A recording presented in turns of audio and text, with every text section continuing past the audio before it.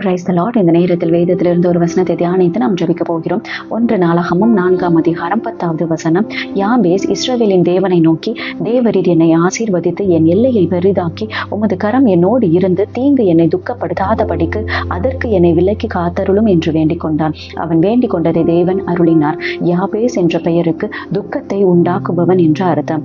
யாபேஸ் தன்னுடைய கடினமான சூழ்நிலையில் இருந்த பொழுதுதான் தேவனோடு ஜெபித்த ஜெபம்தான் இந்த வசனம்.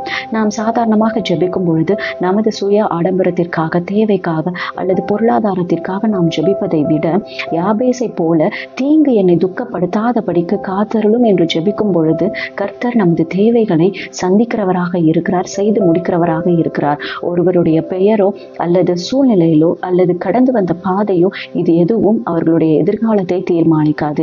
நமது நம்பிக்கை, நமது தாழ்மை, அதைவிட நாம் நன்மைக்கேற்ற வாழ்க்கை வாழும் பொழுது நம்மை நிச்சயமாக தேவன் ஆசீர்வதிக்கிறவராக இருக்கிறார். எனவே நாம் ஜெபிப்போம். யாபேசை போல தாழ்மையான குணத்தில் இருந்து ஒன்றுக்கும் ஆசைப்படாதவர்களாக இருப்பதை வைத்து போதும் என்று மனதோடு நாம் இந்த நேரத்திலே ஜெபிப்போம்.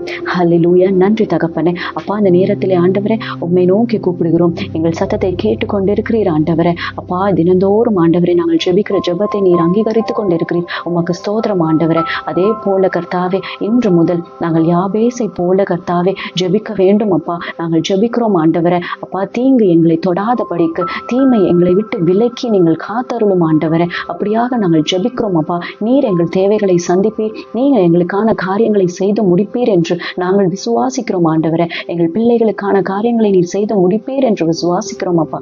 அப்படியான அந்த தாழ்மைக்கான அந்த குணத்தை நீர் தருவீராக ஆண்டவரே. இருப்பதை விட அளவுக்கு அதிகமாக நாங்கள் ஆசைப்படக்கூடாது ராஜனே. உலகத்துக்கேற்ற வாழ்க்கை வாழாதபடிக்கு உண்மையிலே நாங்கள் அநேக சந்தோஷத்தை பெற்றுக்கொண்டவர்களாக இருக்க வேண்டுமாய் ஜெபிக்கிறோம் அப்பா. எங்கள் குடும்பத்துடைய சமாதானத்தை கெடுக்கின்றவர்களாக நாங்கள் இருக்கக்கூடாது ராஜனே.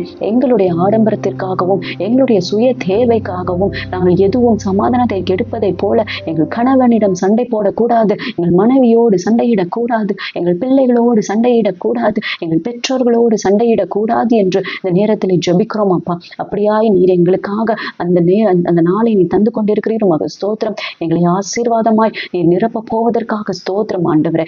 எல்லாவற்றையும் அது பாதத்திலே கொடுக்கிறேன் அப்பா. நீர் எங்கள் தேவைகளை சந்தித்து ஆசீர்வதிக்க போவதற்காக ஸ்தோத்திரம் ஆண்டவரே. எல்லாவற்றையும் அது பாதத்திலே கொடுக்கிறோம். எல்லா தீமையும் எங்களை விட்டு விலக்கி நீங்கள் காத்தருளும் ஆண்டவரே. இயேசுவின் நாமத்தினால் ஜெபிக்கிறோம். எங்கள் ஜெபம் கேளும் ஜீவனுள்ள நல்ல பிதாவே. ஆமென். Be blessed in Jesus Christ.